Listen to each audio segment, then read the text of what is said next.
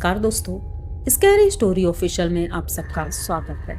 आज की कहानी की तरफ बढ़ने से पहले चैनल को सब्सक्राइब कर लीजिए और अगर कहानी अच्छी लगती है तो प्लीज लाइक एंड कमेंट करना मत भूलिएगा। दोस्तों, आज की कहानी बहुत ही ज्यादा डरावनी है। ये कहानी एक ऐसे घर की है जहाँ पर लोग रात में तो क्या दिन में भी जाने से डरते हैं। तो देर नहीं करेंगे, अब कहानी की तरफ बढ़ेंगे। कहानी है प्रिया और दीप्ति की। ये दोनों बचपन की दोस्त हैं और 12th तक की पढ़ाई इन्होंने साथ में की थी। एक मिडिल क्लास फैमिली से बिलोंग करती हैं, जहाँ पर कि पैसे बचाना और उन्हें सेव करना ये बहुत ज़्यादा सिखाया जाता है। तो वैसे ही इन लोगों की ख्वाहिश थी कि एक अच्छी जॉब मिल जाए। अगर अच्छी पढ़ाई करेंगे तो जॉब भी अच्छी लगेगी, इसलिए हमें अच्छे कॉलेज में पढ़ना होगा। अब गांव में तो इतने अच्छे कॉलेज थे नहीं, तो इन्होंने अपने घर वालों से बोला कि मम्मी पापा हमें शहर जाना होगा और वहीं पर बहुत सारे अच्छे अच्छे कॉलेज हैं। लेकिन घर वालों ने कहा कि चलो ठीक है, हम कॉलेज में एडमिशन करवा देंगे, पर रहने का क्या होगा। तो दीप्ति बोलती है कि अरे मम्मी, रहने की कोई दिक्कत नहीं है, प्रिया के एक रिलेटिव हैं, उन्हीं के घर में हम रह लेंगे या फिर उनके आसपास कोई कमरा मिल जाएगा। पर उनके घर वाले कहते हैं पहले कमरे के लिए पता कर लो, क्योंकि एडमिशन होने के बाद फिर कमरा मिलना बहुत मुश्किल होता है। इधर प्रिया के घर वाले भी पूछते हैं कि कमरे के क्या होगा, तो उसने बोला दीप्ति के कोई रिलेटिव है। अब दोनों ने एक दूसरे का नाम लिया था, लेकिन जब घर वालों को पता चला कि चलो रूम की कोई दिक्कत नहीं है, रूम तो हो ही जाएगा, तो इनके घर वालों ने शहर में कॉलेज में दोनों का एडमिशन करवा दिया। दोनों बहुत खुश थी और घर वालों को एक दिन फ़ोन करके बताया कि मम्मी रूम मिल गया है और हम लोग बहुत आराम से हैं, जबकि अभी रूम मिला नहीं था। फैमिली वाले कोई वहाँ गए नहीं थे क्योंकि उनके पापा की तबीयत ठीक नहीं थी दीप्ति के, और उनका कोई भाई नहीं था। और प्रिया के पापा भी थे, भाई भी था, लेकिन वो लोग इतना बिजी थे कि इन्होंने एडमिशन के पैसे दे दिए और बोला कि बेटा तुम लोग करवा लो जाके। अभी लोगों ने वहाँ से जब बोला कि रूम मिल गया है तो उनकी मम्मी ने पूछा कि रूम कैसा है, तो इन्होंने झूठ ही ऐसे बता दिया कि हाँ रूम मिल गया है हमें, ठीक है रूम, और इस तरह से है, मकान मालिक तो बहुत अच्छे हैं। चलो घर वाले निश्चिंत हो गए और प्रिया के भाई ने बोला कि ठीक है, कुछ दिनों बाद मैं आता हूँ और वहाँ देख लूँगा। अब प्रिया थोड़ा परेशान होती है कि अभी तो रूम मिला नहीं है और इतनी जल्दी में हमें रूम कहाँ मिले। भी लोग बहुत परेशान होती हैं। पहला ही दिन था और कॉलेज में एडमिशन की सारी प्रोग्राम मतलब सब कुछ हो गया था। इसके बाद लगभग शाम को 4 बजे ये लोग अपना बैग लेकर के इधर उधर घूम रही थी और रूम के बारे में पता कर रही थी, लेकिन पैसे ज़्यादा ना होने के कारण रूम नहीं मिल पा रहा था। रूम तो थे लेकिन महंगे बहुत थे, यहाँ तक कि 6,000 7,000 ऐसे रूम थे एक पर्सन का। अब ये कैसे एडजस्ट करती, ये बात समझ में नहीं आ रही थी। इतने बड़े शहर में रूम लेना कोई छोटी बात नहीं थी। तभी एक चाय की दुकान पे दोनों लोग बैठती हैं। शाम का लगभग 5-6 बज चुका था।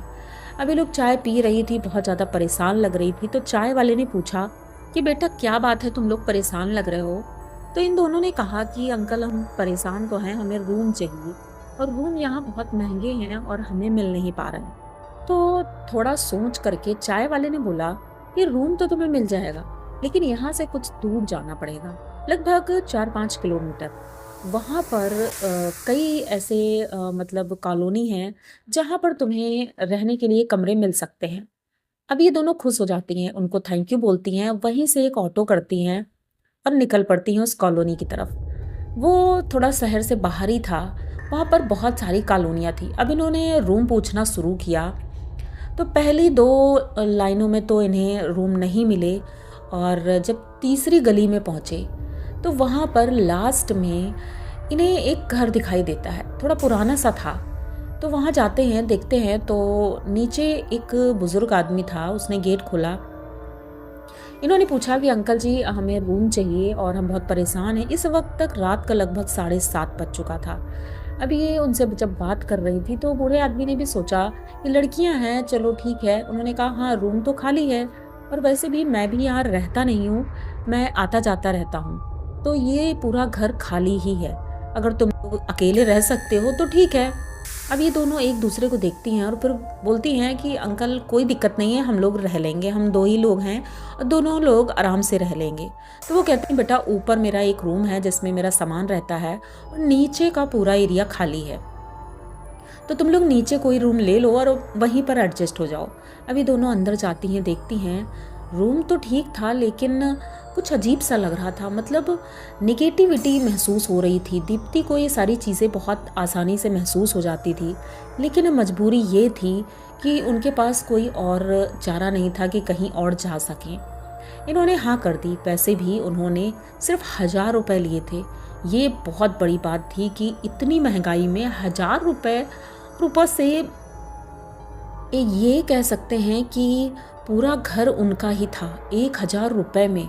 ये सोच करके दोनों आंखें बड़ी कर लेती हैं और अंकल को थैंक यू बोलती हैं। अंकल कहते हैं बेटा मुझे इस समय बाहर जाना है और मैं लगभग 8-10 दिन बाद आऊँगा, और मेरा तो ऐसे ही चलता रहता है, मैं ज़्यादातर बाहर रहता हूँ और तुम लोग देख लेना घर में, अब तुम्हारा ही घर है, जैसे चाहो वैसे रहो। दोनों बहुत खुश होती हैं। अंकल अपना बैग उठाते हैं और वहीं से चले जाते हैं। तो ये दोनों बड़ी खुश होती हैं, चलो अच्छा हुआ, हमारी किस्मत अच्छी थी, बड़े मौके से हम लोग आ गए, वरना हमें तो रूम भी नहीं मिलता। अब दोनों रूम के अंदर जाती हैं, देखती हैं रूम में अंधेरा है, लाइट का कनेक्शन शायद कटा हुआ था। दीप्ति ये सब चीज़ें अच्छे से कर लेती थी, इसलिए उसने कनेक्शन जोड़ा और कटआउट लगा करके लाइट ऑन की। लाइट जल गई थी। रूम ज़्यादा बड़ा नहीं था आगे वाला, लेकिन इन दोनों के लिए पर्याप्त था। इन्होंने अपने बिस्तर लगाए वहीं पर ज़मीन में, क्योंकि वहाँ कोई बेड नहीं था। उसके बाद अब ये पूरा घर देखने लगी। लाइट जला दी थी सब जगह, पूरा घर देखा। 3 कमरे नीचे थे और 3 ही ऊपर थे, 2 मंजिला मकान था। दूसरे कमरे में देखा कि एक चारपाई रखी है, तो प्रिया कहती है यार चारपाई लेते हैं, क्योंकि नीचे हो सकता है कीड़े मकोड़े आए या छिपकली आए। तो दीप्ति कहती है वैसे किसी की चारपाई यूज़ नहीं करनी चाहिए, पता नहीं कैसी हो। तो प्रिया कहती है यार ज़मीन पर नहीं सो पाएंगे।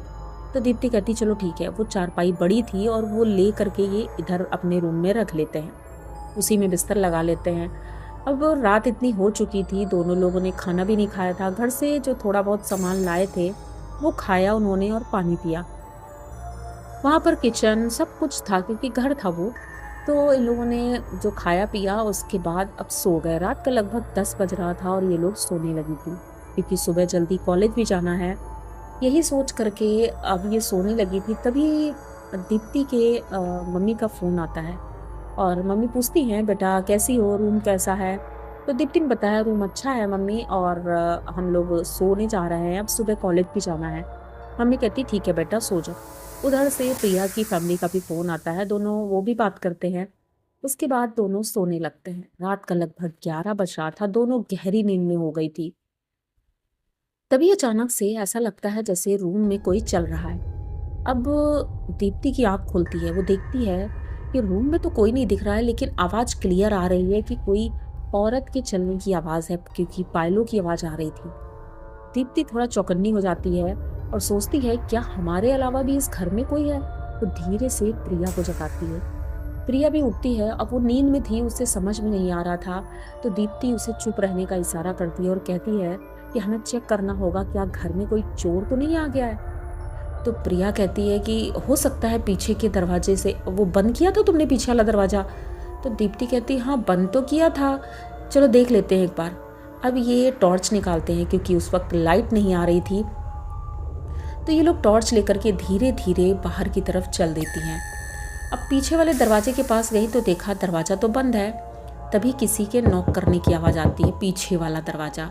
अब ये लोग डर जाती हैं कि इतनी रात में, लगभग 12 बज चुका था, इतनी रात में कोई दरवाज़ा क्यों नॉक करेगा, और ऊपर से मालिक तो यहाँ रहते नहीं हैं, तो कोई दरवाज़ा क्यों नॉक करेगा। डरते हुए ये लोग आवाज़ देती हैं कौन है, लेकिन उधर से कोई आवाज़ नहीं आती है। अब ये चलने लगती हैं, दोबारा फिर से कोई दरवाज़ा नॉक करता है।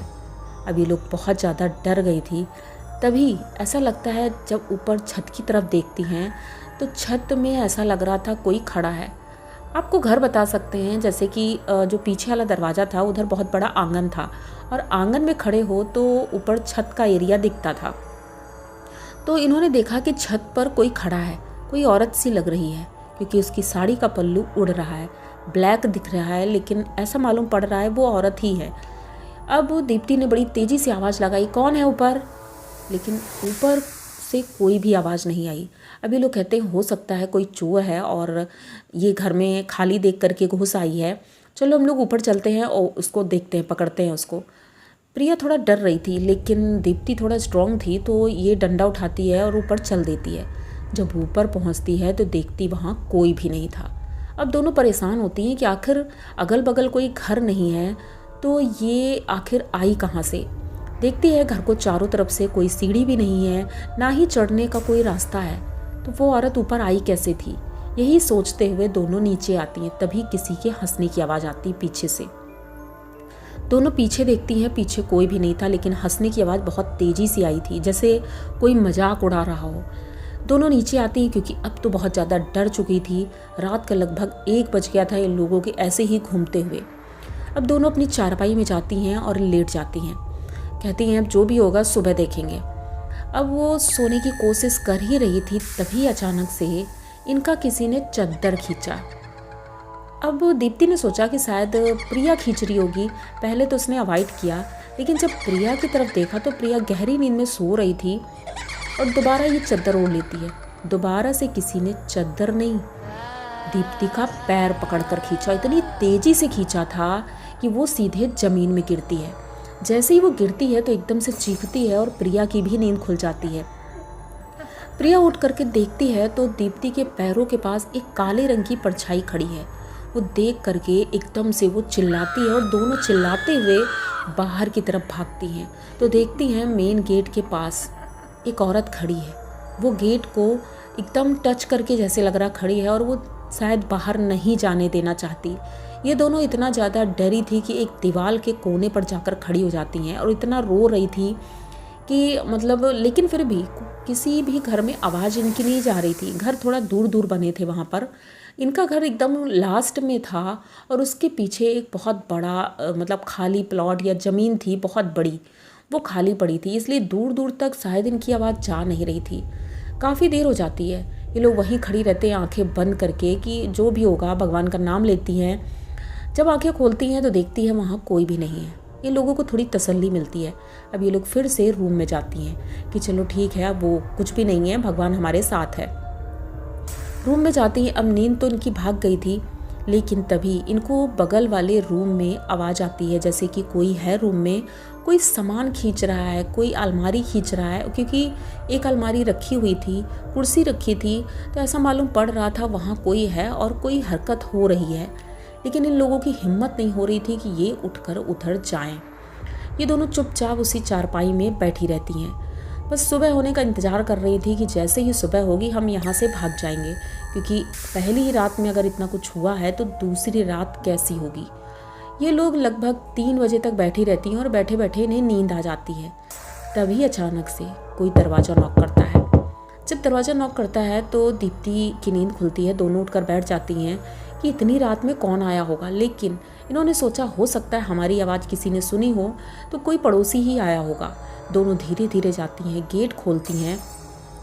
जैसे ही गेट खोलती हैं तो एक औरत खड़ी थी। वो कुछ बोल नहीं रही थी पहले तो। इन्होंने पूछा आप कौन हैं और यहाँ कैसे? तो उसने बताया कि अरे तुम्हारी आवाज़ सुनी थी तो हमने कहा चलो हालचाल पूछ लेते हैं। तो ये दोनों कहती हाँ आंटी, हम बहुत परेशान थे और पता नहीं हमारे घर में ऐसा क्या हो रहा है। बातें करते करते ये तीनों अंदर आते हैं। वो इनकी चारपाई में बैठ जाती है और ये दोनों भी अगल बगल बैठ जाती हैं। काफ़ी देर बातें करती हैं। वो भी काफ़ी बातें कर रही थी, अरे कुछ नहीं होता है, ये सब कुछ भी नहीं है, तुम लोग आराम से इस घर में रहो, ये घर बहुत अच्छा है और मुझे लगता है कि तुम लोग ऐसे ही शायद डर रही हो। वो कहती चलो तुम्हारे लिए चाय बना देते हैं। तो कहती है आंटी दूध तो है नहीं और गैस तो चलो उनकी रखी है जो मकान मालिक हैं, लेकिन हमारे पास दूध नहीं है। कहती दूध की क्या ज़रूरत है, चीनी चाय पत्ती है, मैं चाय बना देती हूँ। अब ये किचन में जाती है, चाय बना रही थी। ये दोनों चारपाई में ही डरी हुई बैठी हुई थी। तभी काफ़ी देर हो जाती है, वो वापस नहीं आती है। तो दीप्ति कहती है आखिर वो चाय बना रही है कि खाना बनाने लगी। प्रिया कहती है मैं देख के आती हूँ क्या कर रही हैं। प्रिया धीरे धीरे किचन की तरफ बढ़ रही थी। जैसे ही किचन में जाती है तो देखती है वहाँ कोई भी नहीं है। चाय तो चढ़ी हुई है मतलब गैस पर भगोना चढ़ा है, उसमें पानी भी नहीं है और गैस ऑन है। भगोना एकदम लाल हो गया था जल करके। ये इधर उधर देखती है और दौड़ करके दीप्ति के पास आती है। कहती है कि वहाँ पर तो कोई भी नहीं है। दीप्ति कहती है ऐसा कैसे हो सकता है, वो अंदर ही तो गई थी। अब ये दोनों पूरे घर में देख लेती हैं लेकिन कहीं कोई भी नहीं था। पीछे वाले गेट में तो ताला लगा हुआ था, तो वहाँ से जाने का कोई सवाल ही नहीं। अब ये दोनों इतना ज़्यादा डर गई थी कि बस घर से अपना बैग उठाती हैं और रात में ही लगभग उस वक्त 3:45 बज रहा था, ये लोग घर से निकल जाती हैं और निकल करके कुछ दूरी पर एक मकान था, उस मकान का दरवाज़ा नॉक करती हैं। अब वो लोग शायद 4 बजे उठ जाते थे, तो उनमें से जो घर के उनके बुज़ुर्ग थे वो बाहर आते हैं। पूछते हैं कौन हो तुम, तो इन्होंने पूरी बात बताई। तो वो बुज़ुर्ग कहते हैं कि बेटा तुम लोगों को इस घर में जाना ही नहीं चाहिए था। तो ये कहते नहीं, वो एक अंकल थे, उन्होंने ही ये रूम दिया था। वो कहते कौन अंकल, वहाँ पर कोई भी नहीं रहता है, सालों से वो घर खाली ही पड़ा है, वहाँ कोई रहने नहीं आता है, क्योंकि उस घर में एक नहीं लगभग 4 मौतें हुई हैं और उस मौत के बाद उस घर में कोई भी नहीं जाता है। और जिन अंकल की तुम बात कर रही हो वही उस घर के ओनर थे और उनकी मौत सबसे पहले हुई थी। उसके बाद से उनके बहू बेटे और उनकी एक बेटी की भी मौत हुई थी। लेकिन कहते हैं कि अभी भी उस घर में उनकी आत्मा मौजूद है। और दूसरी बात, इस घर के जो पीछे ग्राउंड है वो कोई नॉर्मल ग्राउंड नहीं है, वो कभी कब्रिस्तान हुआ करता था और उसको अब तोड़ फोड़ के वहाँ पर प्लॉटिंग की तैयारी हो रही है, लेकिन कब्रिस्तान तो है।